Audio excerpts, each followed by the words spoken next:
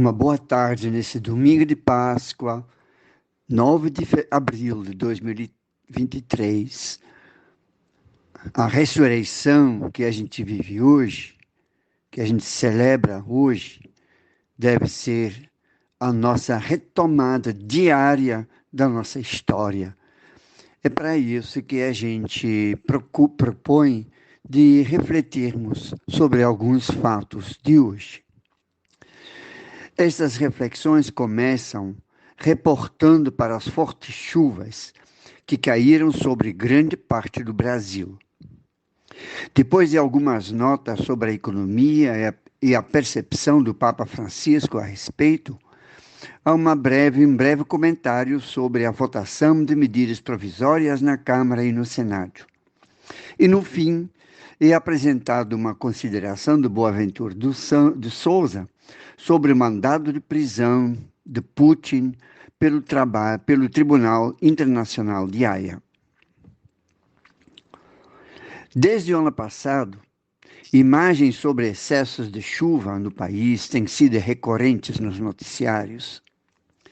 No ano passado, 590 municípios passaram a ter emergência decretada em janeiro, em diversos estados brasileiros. Já em 2023, só no Maranhão foram 64 municípios. Os principais rios transbordaram: Mearim, Pindaré, Munim e seus afluentes. Mas não são apenas os rios que causam enchentes. As águas abundantes da precipitação não encontram mais sua escoação natural. A construção de casas, avenidas e rodovias ocupou cada vez mais os canais por onde a água costumava passar. Como mostra a derrubada de casas em Santo Antônio, no interior de São Benedito Rio Preto, o represamento irregular de água por barragens mal planejadas pode prejudicar famílias e povoados inteiros, indefesos, obrigados a procurar outros rumos nas suas vidas. O desmatamento nas décadas de 1970 e 1980 para a expansão da criação de pastos na região pré-amazônica pode ser causa dos vossorocas, fenômeno de erosão que há décadas assola a região entre Santo Inês e Açailândia, também no Maranhão, especialmente na BR-222. Uma cidade, a de Buriticupu, está até ameaçada. Crateras de 70 metros colocam em risco bairros inteiros da cidade, polo de grilagem no final do século passado, e denunciada pelo padre Vitor Asselin no seu livro Grilagem em Terras de Carajás. As chuvas que caíram no litoral de São Paulo e têm causado deslizamentos desastrosos também atestam o total desrespeito do mundo dos negócios pelo planeta, chamado carinhosamente de Mãe Terra pelos povos originários indígenas. A urbanização, as intervenções no relevo e o desmatamento desregrado são as principais causas do desalojamento e deslocamento de milhares de pessoas pelo Brasil afora. Não é São Pedro, nem os deuses do céu, mas a intervenção descontrolada da humanidade na ordem natural do planeta, que ocasiona mudanças no clima, no regime de chuvas, nos ventos e no curso dos rios voadores, no fluxo das nuvens que deixam de cair nos locais costumeiros e aumentam o volume em outros. Esse desequilíbrio causado pela mão humana tende agora para ficar. Negar este fato, como ainda faz um grupo considerável no Brasil, pode causar mais desastres e distúrbios para grandes populações no futuro. É preciso que escolas, igrejas e movimentos sociais continuam alertando que não se deve permitir qualquer negócio lucrativo em detrimento do planeta e sua população humana, animal e vegetal. E quando a Rede Globo, para quem agro é pop, afirma no Globo Rural o perigo da contaminação da agricultura de escala com produtos químicos e defende o uso de defensivos naturais e biológicos, pode ter certeza que a situação é de extrema calamidade.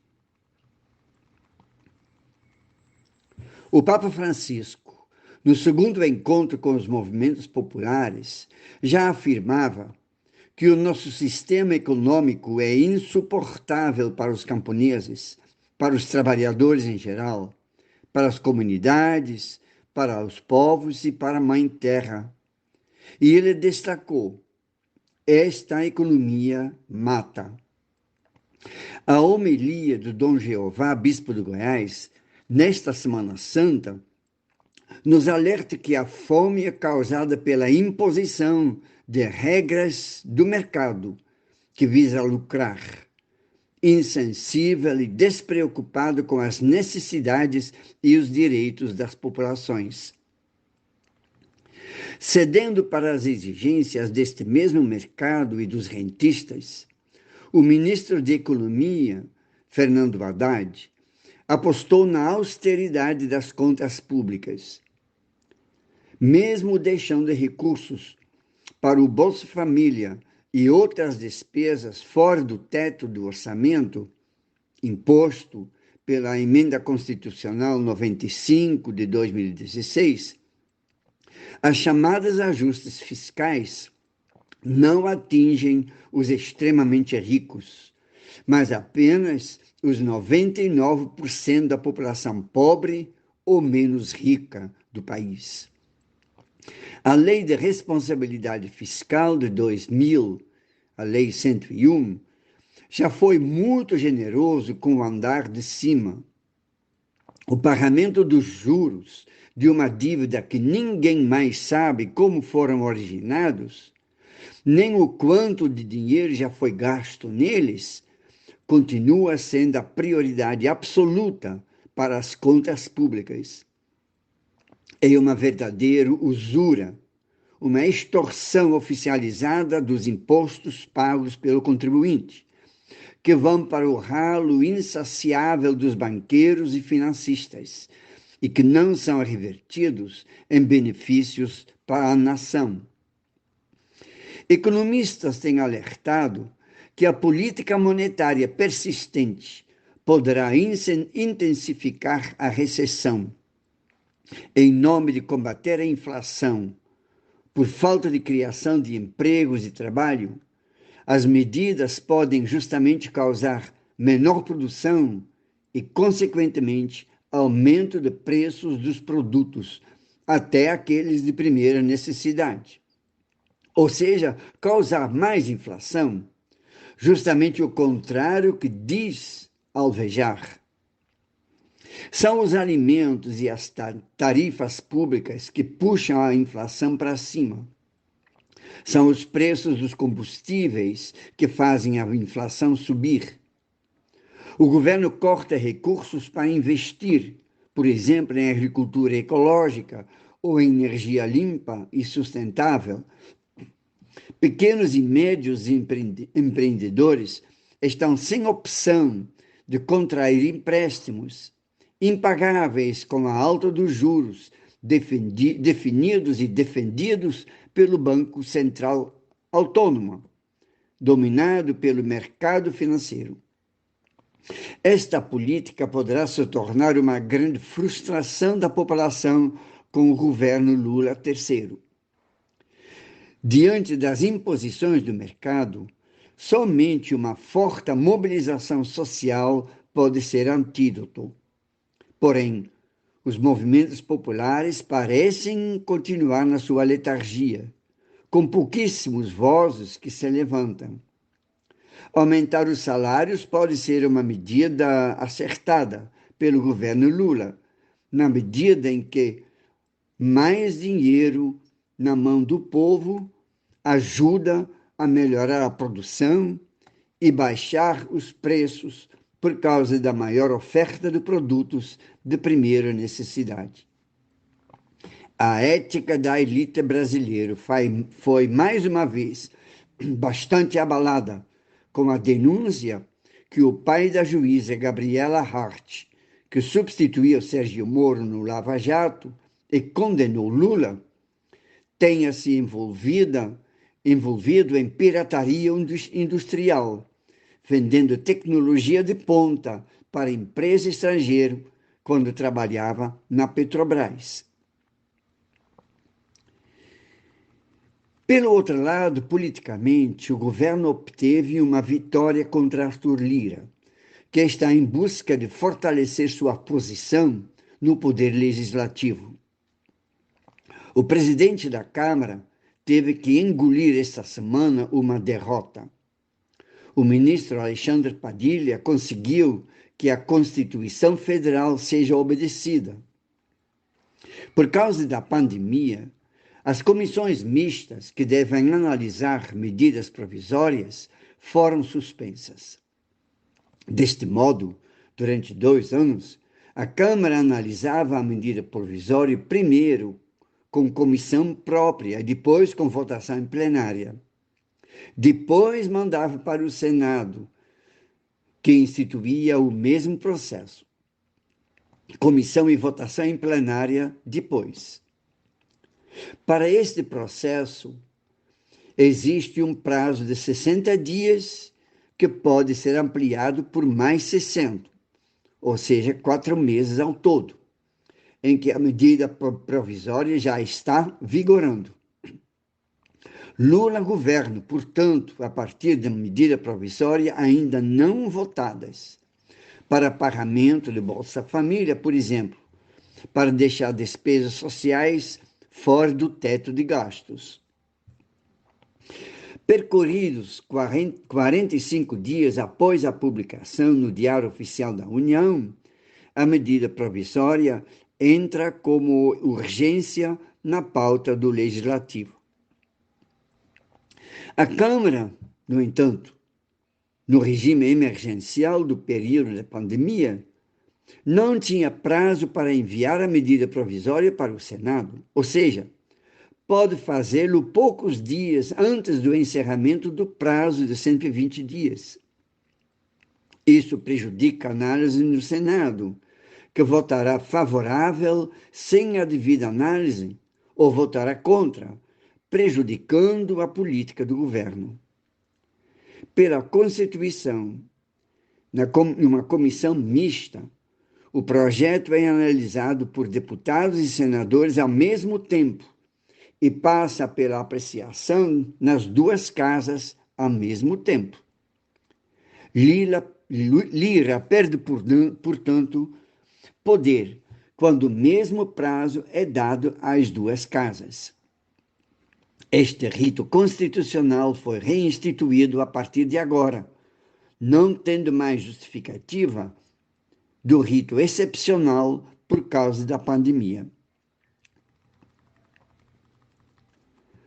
Boaventura de Souza é pensador português que, com seus 82 anos de idade, defende as causas sociais e populares.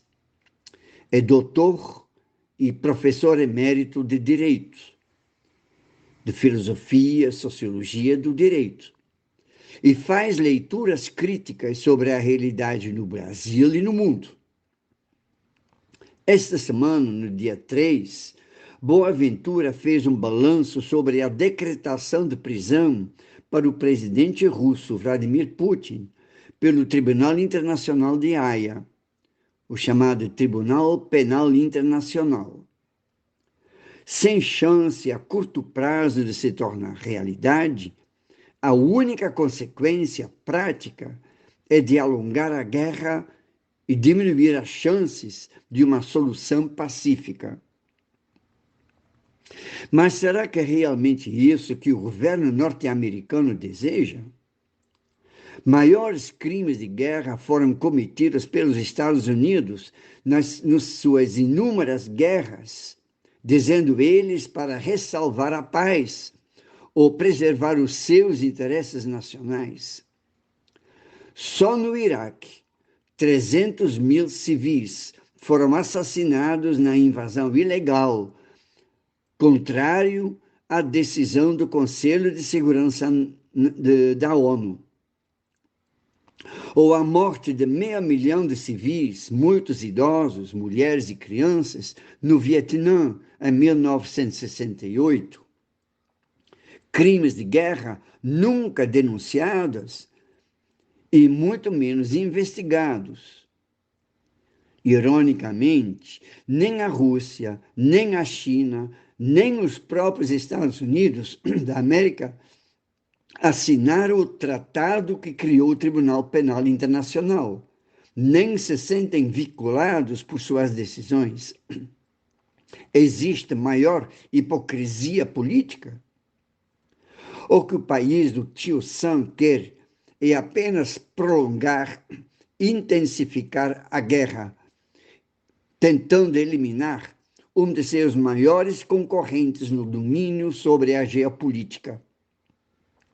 Se conseguir a longo prazo, o que não é absolutamente certeza, será a custo de muito sangue inocente derramado.